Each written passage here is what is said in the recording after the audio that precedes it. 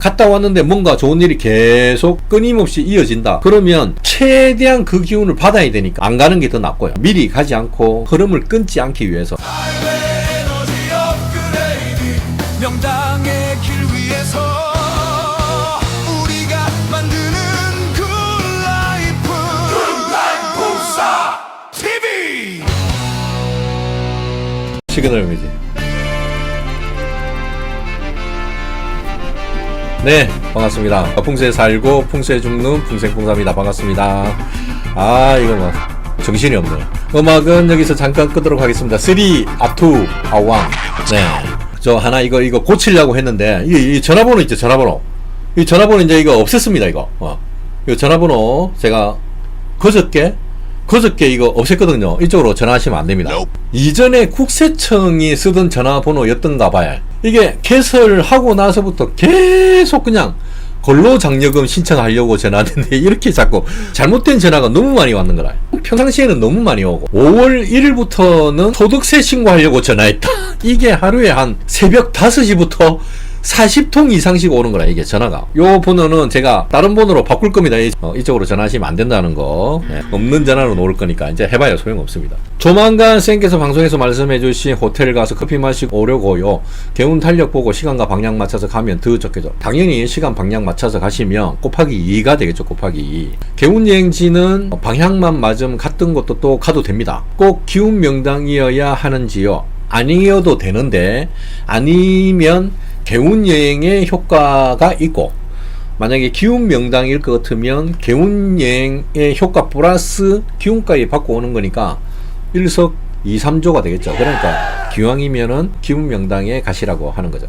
꼭 기운 명당이 아니어도 됩니다. 떠나는 것만으로도 개운 여행의 효과가 있거든요. 그래서 요즘 공중파에 막 개운 얘기가 나오길래 저 깜짝 놀랐다니까. SBS 저번에 그 방송할 때도 개운 명당, 제가 지금 몇 년 전부터 개운 여행, 개운법, 개운 달력, 개운이라는 말을 아마 제가 제일 많이 썼을 건데 그 개운이란 말이 공중파를 타는 걸 보고 굉장히 고무적이었습니다. 개운 여행 필독 영상이라 해서 201편을 보시면 방향 갈 때 방위판 그 다운 받는 것도 있고, 또 시간은 어떤 시간, 그 다음에 방향은 어떻게 정해야 되고, 그런 것 지금 다 나와 있습니다. 그래서 제가 필독 영상이라고 말씀드린 거거든요. 소주 개운법을 식당에서 하고 있는데 주방에서 남쪽 방향에 두고 하고 있는데 홀에서 해야 하는 게 맞는지 주방이 맞는지 모르겠어요. 남쪽 방향이 주방이면 주방에서 하셔도 아무 상관없습니다. 주방은 밥솥 아래 바닥에 두고 있는데 괜찮습니다. 위에보다는 되도록이면 바닥에 두시는 게 훨씬 더 낫습니다. 이사 오기 전에는 아파트 앞베란다 건너편 큰 도로에 건물이 없었는데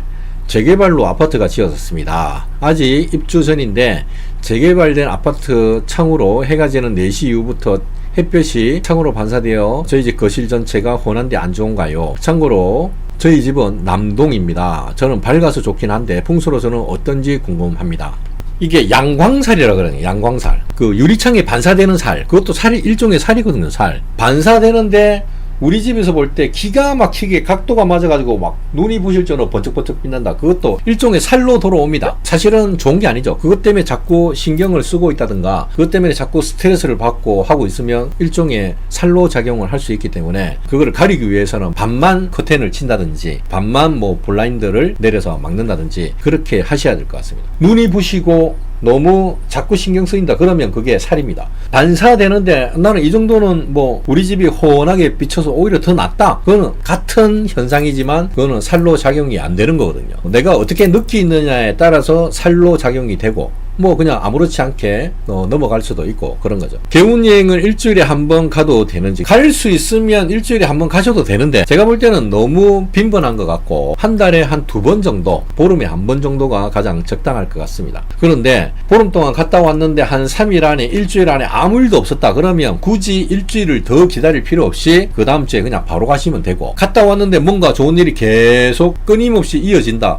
그러면 최대한 그 기운을 받아야 되니까 안 가는 게 더 낫고요. 미리 가지 않고 흐름을 끊지 않기 위해서 조금 더 있다가 뒤에 가는 거죠. 흐름을 다 받으려고. 동쪽이 출입문이고 남쪽이 마당 쪽이던데 텃밭이 있고 앞에 오른편으로 큰 묘지와 묘지 아래에 교회가 있더라고요. 영월 지인 세컨하우스가, 사실 저는 그런 거 잘 모르지만 묘지와 교회가 있는 게 좋은 건 아닐 것 같아 여쭤봅니다. 교회는 뭐 크게 상관이 없을까? 교회 뭐 첨탑 이런 거는 사실은 좀 안 좋게 작용이 될 수가 있겠죠. 근데 시골이니까, 시골에서 첨탑은 우리 집보다 한참 위에 있으니까 그거는 해당 사항이 없고, 묘지 같은 경우는 바로 거실에서 바로 직선으로 바로 보인다, 이거는 그렇게 좋은 현상은 아니죠. 근데 있어도 우리 집 뒤에 있다, 그거는 우리 집하고는 크게 상관은 없습니다. 왜냐면 바로 보이지 않으니까. 근데 너무 잘 보이는 곳에 꼭 거실이 아니더라도 작은 방 창문으로 너무 잘 보인다, 이 방도 너무 잘 보인다, 이러면 그게 영향이 있는 거죠. 남서나 북동향 집은 기문방이라 안 좋은 건가요? 아니면 개인에 따라 다를까요?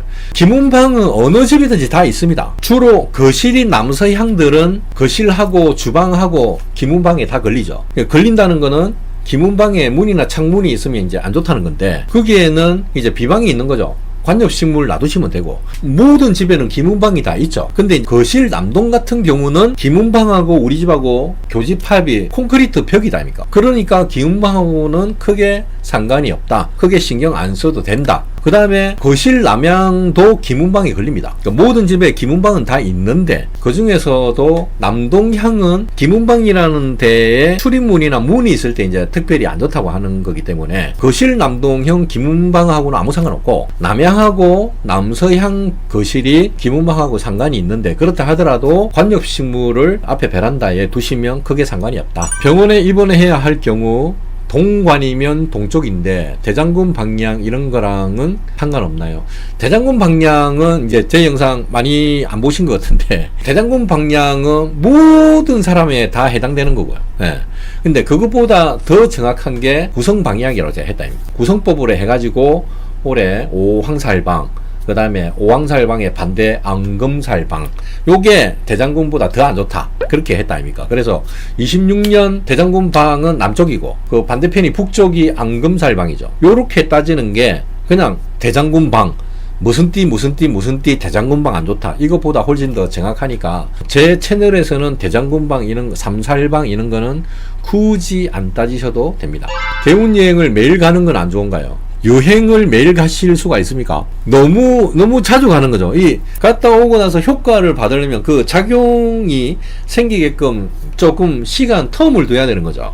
그런 텀도 안 두고 매일 가면 작용을 할 수가 없겠죠. 최소 그래도 한 일주일 있다가 가시는 게 더 나을 것 같습니다. 개운 달력은 어디서 구매할 수 있을까요? 여기 있답니다. 예. 이쪽으로, 예. 네이버 스토어 풍생풍사 5 검색하시면 됩니다. 네. 네이버 스토어 풍생풍사. 네. 산소 잔디 교체하는 것도 향도일에 하면 되는 것인지요? 일단은 항도일이 아니고 황도일이죠. 황도일. 네. 황도일에 하시면 됩니다. 개운여행은 1박 2일 기준인가요? 길게 가도 되나요? 5일 이상씩 가도 괜찮은가요? 15일 이내. 15일을 넘어가면 그거는 또 방향이 달라지니까 15일 이내는 얼마든지 갔다 오시면 됩니다.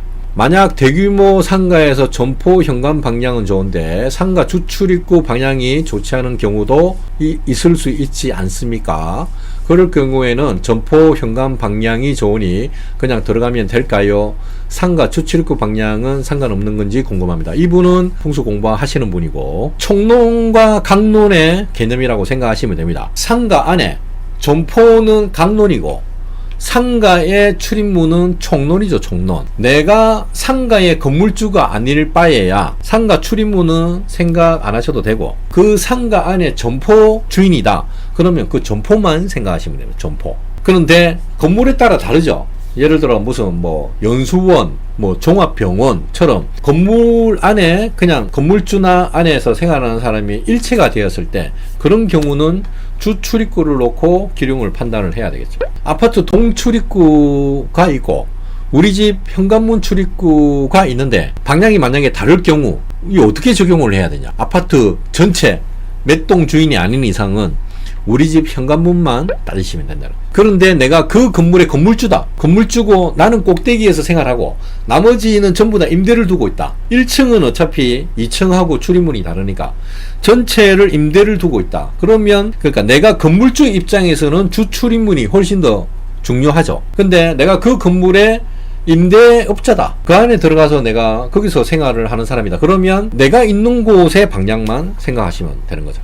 쌤의 발자취를 따라 경산 불굴사 홍자암에 다녀왔습니다. 다녀오고 2개 정도 좋은 일이 생겼습니다. 조금 더 있다가 개운여행 가면 될까요? 주말에 다녀와서요. 2개 생기고 그 뒤에 연속으로 일어나지 않았다. 그러면 이번 주에 가셔도 되고요. 계속해서 뭐 오늘도 뭔가 기미가 보였다. 뭔가 생길 것 같다. 분위기가. 그러면 이번 주 가지 말고 다음 주까지 가시고 더 계속 받는 거죠. 기운을. 개운여행 날짜 올려드리겠습니다. 주의사항은 다 알고 계실 거지만 일단 주의사항 올려드렸고 5월 22일부터 5월 24일 그 다음에 물건 배치 5월 22일부터 5월 24일 물건 배치 됐죠. 집 내부에 어쩔 수 없이 빨간색 자리 부적합 방에서 살아야 한다면 3년 연속 이 방에서 안 자면 됩니다. 옛날 방송에서 이렇게 말씀하신 것이 기억이 나는데 맞습니다. 안 좋은 자리에서 3년 이상 생활을 한다 그러면 성인병 있죠. 성인병이 발생이 될 수도 있습니다. 거실창에 크리스탈 스케치 달았는데 옷 거북이도 같이 둬도 됩니다. 소금 항아리도 괜찮습니다. 똑같은 성격의 그 소품들이거든요. 그래서 같이 두시면 됩니다. 여기까지 하도록 하겠습니다. 저는 다음 주 수요일 밤 10시에 다시 찾아뵙겠습니다. 고맙습니다. 수고 많으셨습니다.